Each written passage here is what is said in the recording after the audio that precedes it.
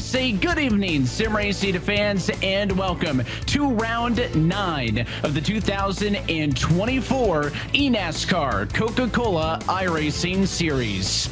Field in the hands of the number 10 of Steven Wilson. Let's go racing at Darlington.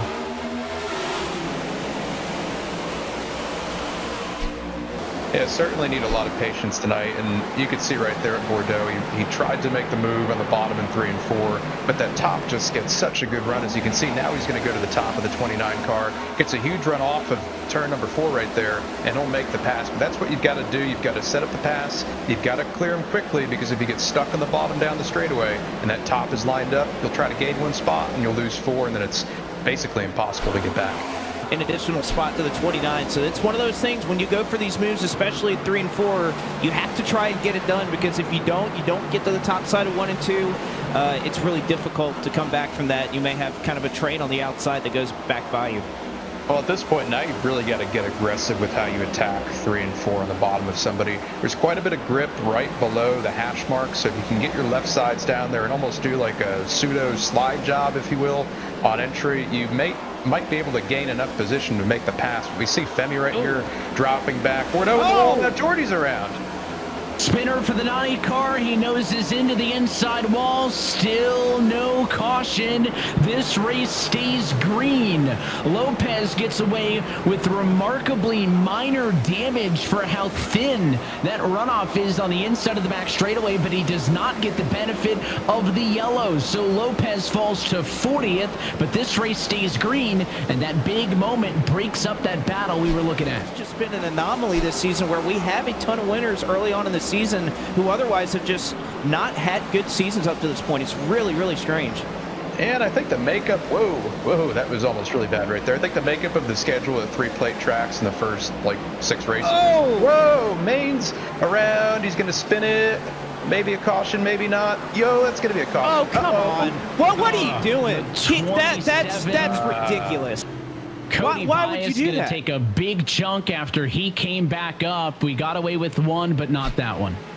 I think Blake would be a tall order, but we'll see what the 10 car can do. He's trying to fight aggressively, but in fact, Wilson only going to lose a spot on the restart. Now the 42 car checked up on the exit. Not a good trip off of the corner there for Tyler Gary, as Gary's going to drop a handful of spots. That car got a touch, I think, from the 33 machine of Hurst, center of the corner. It was a great save, but it's a save that's going to cost him about a dozen positions. First getting in NASCAR, so that's certainly a good one there. No, Gary got his hands full. Golly, what a save. Got a tag into 1 and 2 and stays up high. Everybody else avoided him too. Used to that and comfortable. As we take a look at a replay here of Malik Ray and Jimmy Mullis through 1 and 2. A little squeeze right there up top. And everybody gets together. Wow. Joe and Malik, and that's just actually, no, it's a Williams car. It's not Jimmy. And there's Jimmy. Oh, wow, that wasn't a caution. What a save. What a save. That was cool looking. Kept it I'm sure rolling. he's not happy, but that was cool. Good job, Jimmy. And topside on the live shot, almost just saw a wreck with Colin Keister, teammate to the race leader, who got turned on the exit of 4. That car got into the inside pit wall. There's no yellow there either, and the 66 will lose some spots. So longest run of the night by far, 60 laps removed since we put tires on him. I don't think they're driving real good, but it's putting on a show for us. Look at this battle, 7th on back. Intervals on the scoring pylon. Salas's lead now, 1.5 seconds over Kerwin. It's the biggest advantage we've had all night for P1. Leahy looking to the inside of Wilson. They're going to be nose-to-nose off into turn 3. It's going to be awfully tight for 2 cars to stay side by side through the turn. It's going to bring Cozy right up to the battle. Look at this midfield in the center of the corner. More side by side in and around the 90 of Jordy Lopez. Yeah, there aren't many cars who have passed more drivers than that tonight.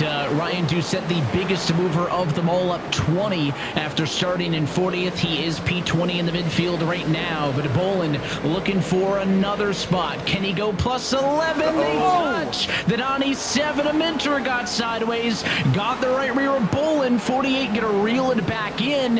It'll cost Minter a spot as Leahy slides in between the two. Question is, with all these near misses, do we make it all the way for 7 laps to go to get to the end of this race? Duval P6 ahead of Wilson, who had the latest bobble.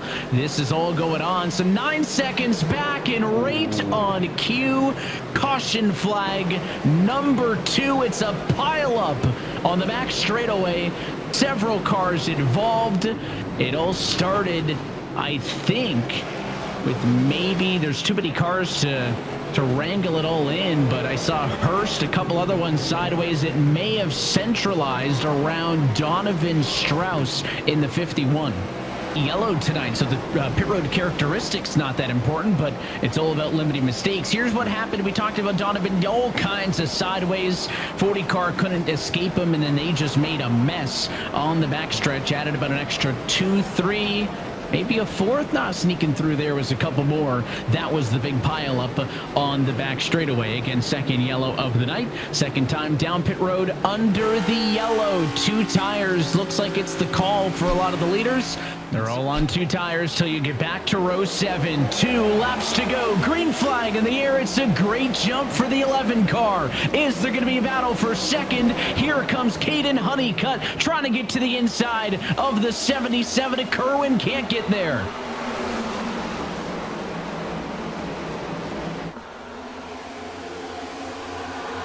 Oh, they're trying to wreck in the back. Towards the rear. Is it going to turn up to be a yellow? Leaders already in the center of 3 and 4. Still no caution. Salas off of 4, looking for the white flag.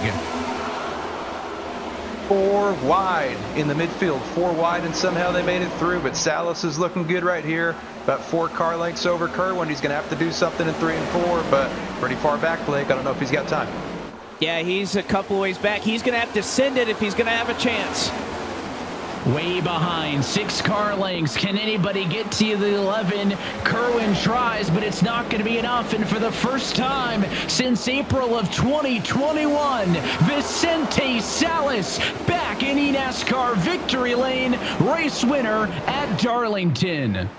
But it is career race win number 2. This winning moment is brought to you by Coca-Cola, the official fan refreshment of eNASCAR, as Vicente Salas once more a winner in the eNASCAR Coca-Cola iRacing Series. Well, let's take a look at how he made it done and look at our Coca-Cola move of the race. Vicente had led the final 75 straight, Blake, but he had to nail 1 final restart. And it's so tough on that outside line. If you're Kerwin, you have to time it perfectly. Salas, I mean, kind of pulls a Denny Hamlin there. Goes as early as he possibly can, but you can see the result of it as Kerwin and Honeycutt not prepared for the exact moment that he was going to go. And when you're having all this wheel spin, just that little bit of knowing is so important. Honeycutt and Kerwin are side by side in 1 and 2, and that's enough, despite the draft, for Salas to be able to pull away. And then right here, he's just got to put together 2 or 1.5 laps of perfection here, and he's able to do just that.